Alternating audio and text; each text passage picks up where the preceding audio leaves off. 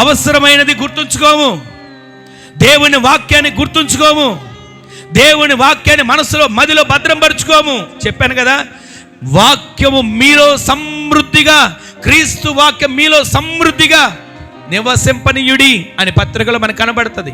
ఈ వాక్యము గుండెలో ఉంటుందా? వాక్యాన్ని గుండెల్లో భద్రపరచుకోగలుగుతున్నామా? వాక్యాన్ని ప్రతిరోజు ధ్యానించగలుగుతున్నామా?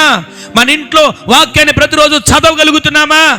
ఎన్నోసార్లు చెప్పాను కదా, వాక్యము మన ఇంటికి వెలుగు, వాక్యము మన ఇంటికి ప్రాకారం. వాక్యము నువ్వు చదువుతున్నప్పుడే చీకటి కార్యాలు లయపరచబడతాయి. నీ ఇంట్లో నీవు వాక్యాన్ని చదువుతున్నప్పుడే 119 కీర్తనలు ఉంది కదా, వాక్యము వెల్లడగుట తోడనే వెలుగు కలుగుతుంది, వెలుగు కలుగుతుంది. ఈ రోజున మన ఇంట్లో స్విచ్ చేస్తే లైట్లు వెలుగుతుంది, వెలుగు కలుగుతుంది. ఆ వెలుగు కాదు, ఆత్మీయంగా నీ జీవితం నిత్యము దేదీప్యమానంగా వెలిగే వెలుగుందా? వాక్యము ప్రజ్వరిల్లే వెలుగుందా? వాక్యమే నీ పాదములకు దీపమని, నీ త్రోవకు వెలుగని రాసుంది కదా. ఆ రాసిన మాటలు ఎంతసేపు చదువుకోవడానికైనా? వాక్యము నీ హృదయంలో ఉండాలి, వాక్యము నీ గుండెలో ఉండాలి. వాక్యము ప్రతిరోజు కూడా మన నోట్లో ఆ వాక్యం పలుకుతూ ఉండాలండి. ఆ వాక్యాన్ని పలికి చూడండి, ఈ కుటుంబాలు ఎంత దీవెనకరంగా మార్చబడతాయి. పరిశుద్ధ గ్రంథంలో భక్తులు అంటారు కదండి, నీ వాక్యము వెల్లడొకటితో వెలుగు కలిగిందని. ఇంకొక మాట చెప్పనా, నీ వాక్యమే నన్ను బ్రతికించింది, నా బాధలలో ఇదే నాకు నెమ్మది ఇచ్చింది. ఈ రోజున వాక్యము మనకు నెమ్మది ఇస్తుంది. అది గ్రహించగలుగుతున్నామా?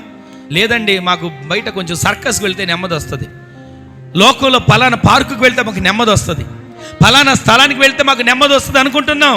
అసలు బ్రతికించింది వాక్యం, నెమ్మదినిచ్చేది వాక్యం. వాక్యమే ఎందుకని బ్రతికిస్తుంది, మనల్ని జీవింపజేస్తా అంటే మనందరూ తెలిసిన మాట. యోహాను సువార్త 1వ అధ్యాయం 1వ వచనంలో ఏముంది? ఆది యందు వాక్యముండెను, ఆ వాక్యము దేవుని యొద్ద ఉండెను. ఇప్పుడు ఆ మాట చెప్పండి. ఆ వాక్యమే, ఆ వాక్యమే, ఆ వాక్యమే. ఈ రోజున నీ వాక్యం గుండెలో ఉంటే ఎవరున్నట్టు? వాక్యం ఇంట్లో చదివితే ఎవరున్నట్టు?